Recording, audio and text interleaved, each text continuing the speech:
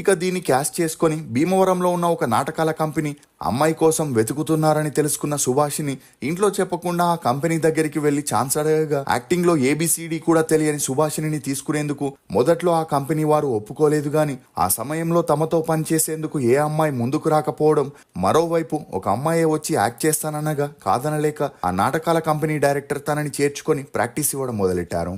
అలా అప్పటి నుండి ఊరూరు తిరుగుతూ నాటకాల్లో యాక్ట్ చేయగా ఈమె నటనకు గాను ఒక నాటకానికి ₹5 నుండి ₹20 వరకు ఇస్తుండేవారు.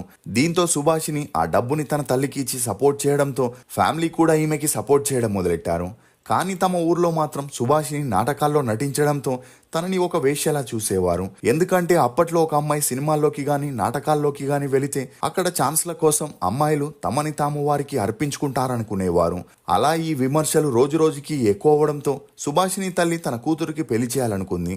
ఇక అలా వచ్చిన వారంతా అమ్మాయి నల్లగా లావుగా ఉందని కట్నం ఎక్కువగా అడగడంతో సుభాషిని తల్లికి ఏం చేయాలో తెలియని పరిస్థితుల్లో పడింది. కానీ ఇదే సమయంలో అప్పారావు అనే వ్యక్తికి అప్పటికే పెళ్ళై భార్య మరణించడంతో రెండో పెళ్లి కోసం అమ్మాయిని వెతుకుతుండగా ఈ సమయంలోనే మీడియేటర్ ద్వారా సుభాషిని గురించి తెలుసుకొని ₹1 కట్నం తీసుకోకుండా పెళ్లి చేసుకుంటానని చెప్పడంతో సుభాషిని తల్లి ఆనందానికి అవధులు లేకుండా పోయాయి.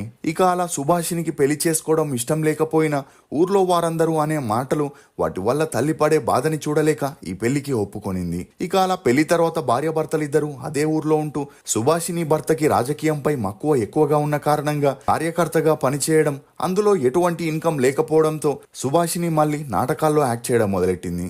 ఈ క్రమంలోనే వీరి అన్యోన్య సంసారానికి గుర్తుగా ఒక అబ్బాయి కూడా జన్మించాడు. కానీ బిడ్డ పుట్టాక కూడా సుభాషిని నాటకాల్లో నటించడం తన భర్తకి నచ్చక తరచూ ఇంట్లో గొడవలు చేయడం, మద్యం తాగొచ్చి సుభాషిని కొట్టడం లాంటివి చేసిన తన కుటుంబం మొత్తం ఈమె మీదే డిపెండ్ అయి ఉండడంతో సుభాషిని నాటకాల్ని వదిలేది కాదు.